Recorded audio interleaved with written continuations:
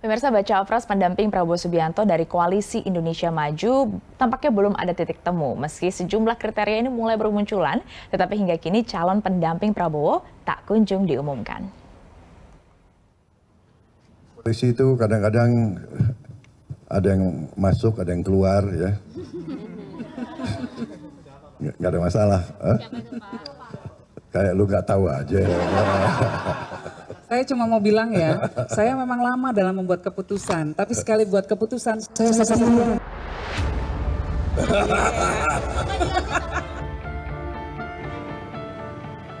Pertemuan putri kedua almarhum Gus Dur Rabu pekan lalu lebih dari sekedar anjang sana semata.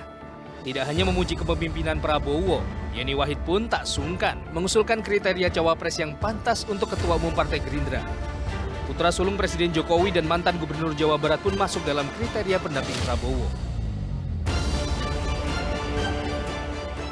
Untuk bacawa pres Pak Prabowo, saya berharap bahwa itu nanti menjadi representasi anak muda. Karena kita butuh itu, anak-anak muda terwakili suaranya. Jadi kita harapkan Pak Prabowo, siapapun cawapres yang dipilih bisa mewakili anak muda. Cocok nggak Mas Bowo? Cocok nggak Mas Bowo? Cocok. Iya. Kriteria dulu, perkara nanti garis tangannya siapa yang jadi itu lain urusan. Kriteria dulu bahwa harus mewakili anak muda. Gibran muda, banyak yang muda. Kalian ada yang daftar? Oke. Terima kasih. Ridwan Kamil, oke. Kayaknya kita harus segera. Oke. Terima kasih. Terima kasih banyak. Selain Gerindra, Koalisi Indonesia Maju dihuni Partai Amanat Nasional dan Partai Golkar. Jauh sebelum bergabung mengusung Prabowo, Partai Amanat Nasional selalu menyodorkan nama Erick Thohir.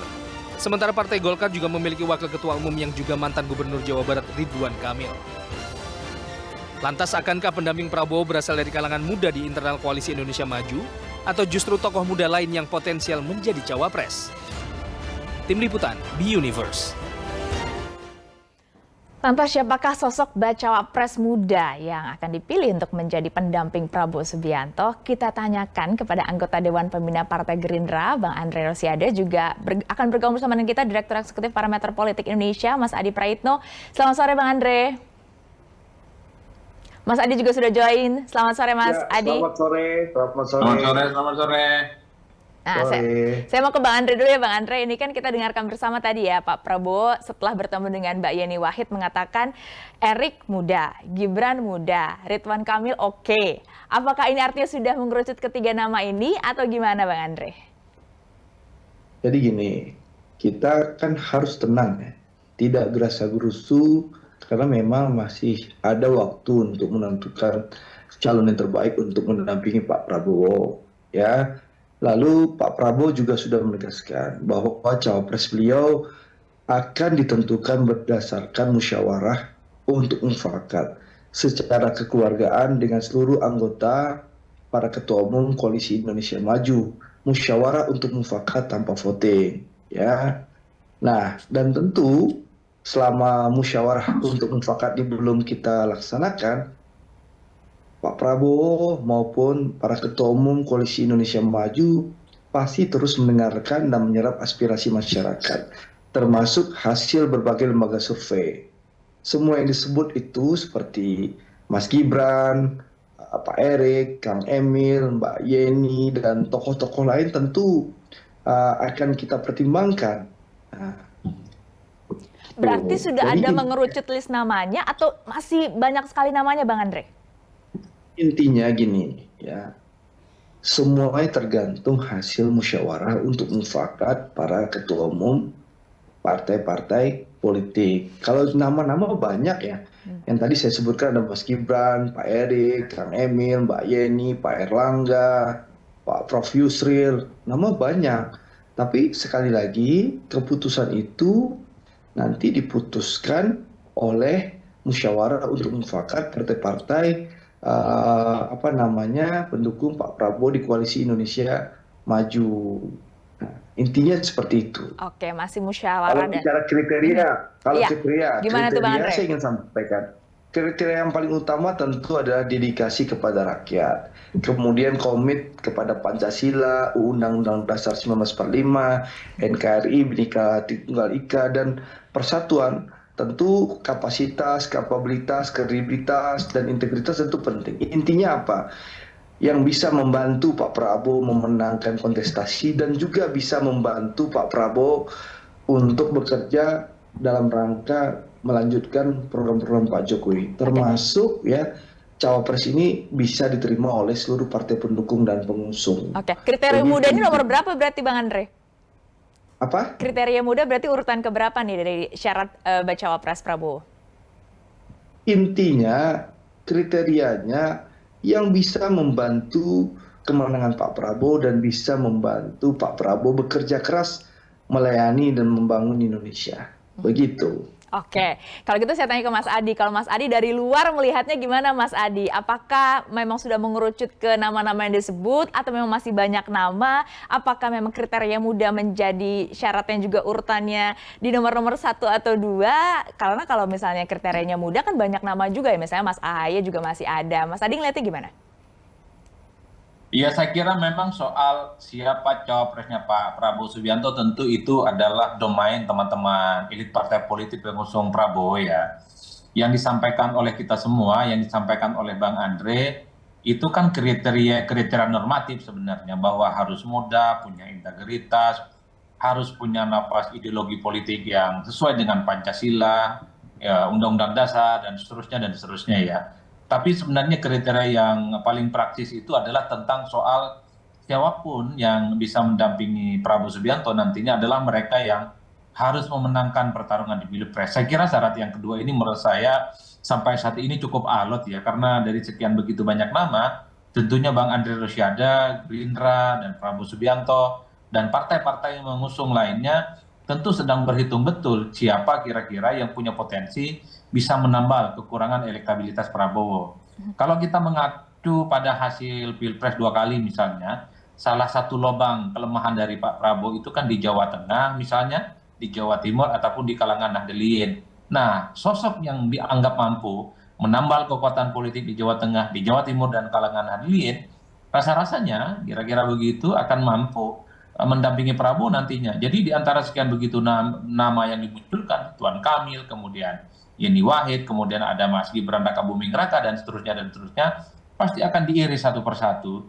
Di antara sekian nama itu, siapa yang sebenarnya paling mumpuni untuk bisa meningkatkan elektabilitas sekaligus bisa menutup kekurangan Prabowo Subianto. Inilah yang sepertinya membuat kenapa sampai hari ini Gerindra ini masih kelihatan melakukan beauty contest ya, mencari siapa sosok yang paling pas untuk mendampingi Pak Prabowo. Ya ini saya kira bagus gitu ya. Kemudian Bu Hovifah saya kira juga bagus. Pak Mas Gibran kalau MK mengabulkan soal ambang batas minimum umur saya kira juga bagus ya. Ini adalah barang-barang bagus yang saya kira kalau disimulasikan dalam survei akan memberikan dampak positif kepada Pak Prabowo Subianto, termasuk misalnya Erick Thohir, kemudian Pak Erlangga Hartarto yang saya kira tahu bersama bahwa adalah ketua umum partai yang sudah mampu menggerakkan mesin politik ya dalam setiap event pemilu itu.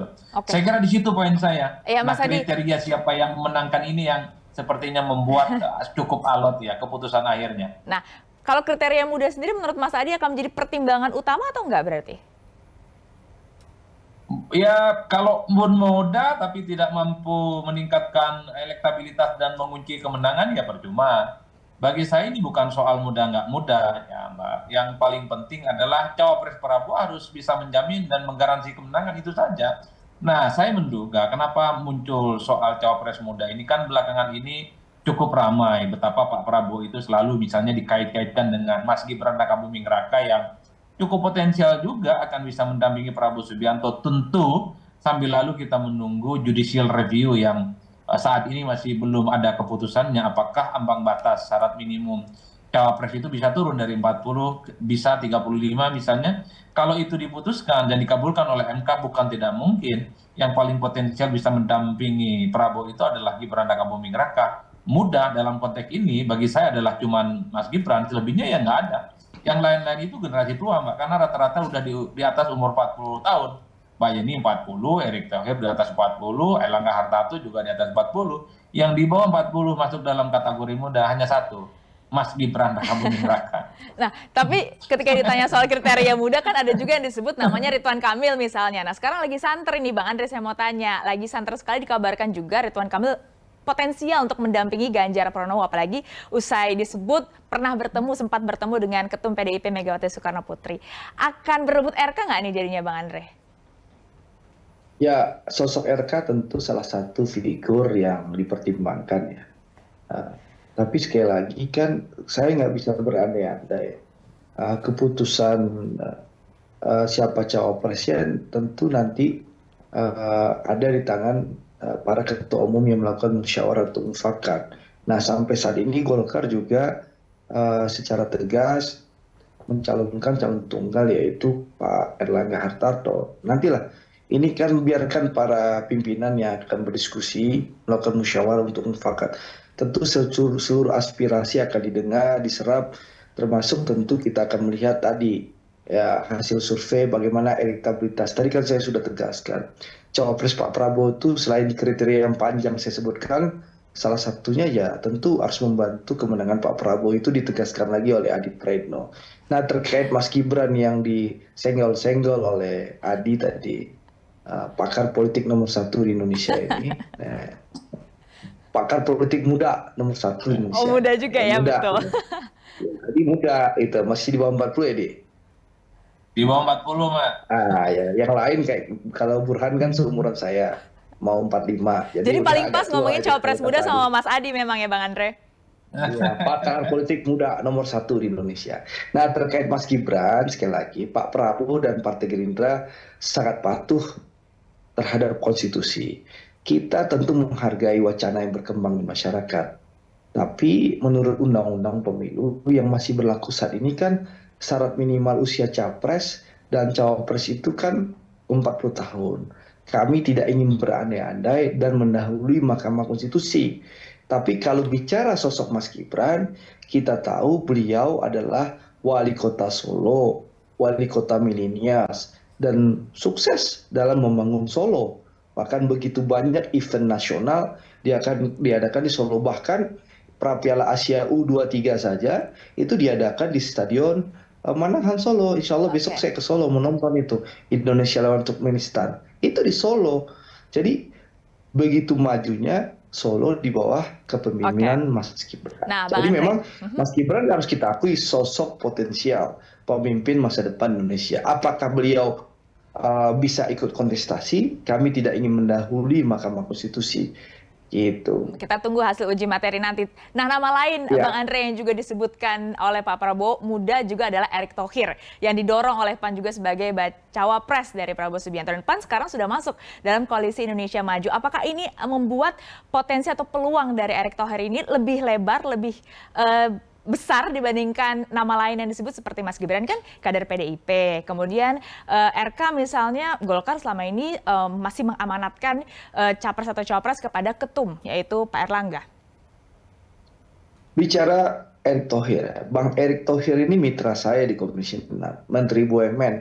Kalau dari segi kinerja, saya sebagai mitra beliau di Komisi 6, saya melihat kinerja beliau sama dengan Mas Gibran, sama-sama moncer salah satu menteri terbaiknya Pak Jokowi. Kalau bicara kinerja, beliau sebagai Menteri BUMN ya, banyak perbaikan, penyempurnaan, dan terobosan dilakukan oleh Bang Erick selama beliau menjadi Menteri BUMN-nya Pak Jokowi. Lalu sebagai penggemar sepak bola, saya penggemar sepak bola, saya melihat juga Pak Bang Erick juga dalam tanda kutip melakukan revolusi total di PSSI. Pembenahan, pembersihan, itu dilakukan oleh Erick Thohir. Jadi harapan masyarakat pecinta bola terhadap Erick Thohir pun sangat tinggi, sangat luar biasa.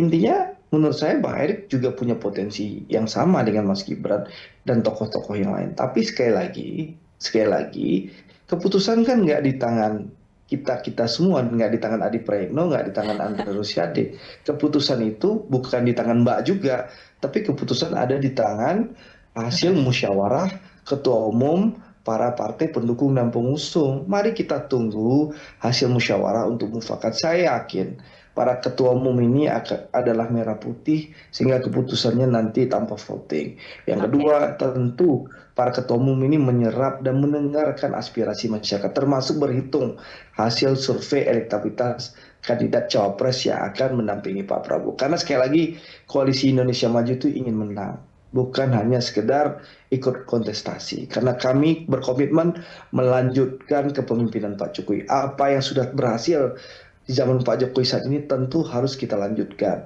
Sehingga ada keberlanjutan, bukan lagi kembali kemajuan ini dibawa ke titik nol atau antitesa Pak Jokowi yang memimpin Indonesia. Itu kan berbahaya. Bukan maju jadi mundur kita ke depan. Oke, Mas Adi, kalau bicara nilai jual, tadi Anda sudah bahas soal Mas Gibran. Nah, bagaimana dengan sosok lainnya yang disebut seperti Erick Thohir atau juga RK, itu nilai jualnya seperti apa untuk seorang baca pres Prabowo Subianto?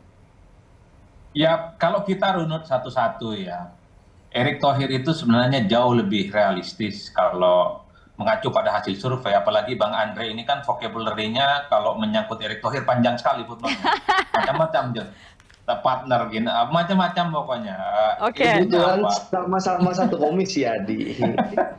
Sama durasinya ya Bang Andre ya? Tadi Mas Gibran juga panjang kok narasinya. Mas Adi, sikat Artinya Mas Adi. apa?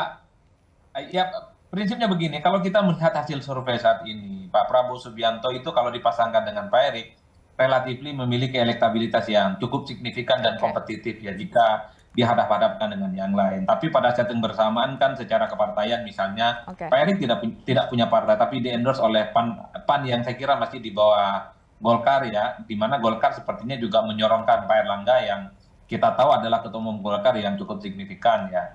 Nah, soal Ridwan Kamil, kalau dilihat di survei juga dengan Pak Prabowo Subianto dipasangkan juga bagus. Cuman kan problem terbesarnya Golkar itu menyorongkan Erlangga Hartarto bukan Ridwan Kamil. Jadi ada dua problem sebenarnya bagi RK. Satu, problem kelembagaan, di mana Golkar memutuskan Erlangga. Yang kedua kan tidak mungkin Ridwan Kamil itu harus melangkahi Erlangga Hartarto.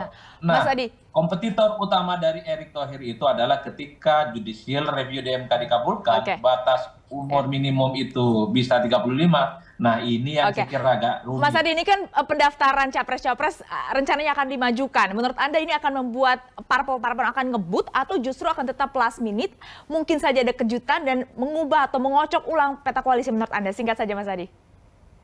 Kan pendaftaran Oktober, sekalipun dimajukan nggak ada soal. Kan pendaftaran itu kurang lebih 1 bulan. Saya menduga sampai bulan November, jelang pendaftaran di KPU itu ditutup, sepanjang itu juga pendaftaran dan sekaligus konfigurasi politik itu akan cukup dinamis. Kan Oktober itu baru pendaftaran, Mbak. Penutupannya itu di November, masih panjang.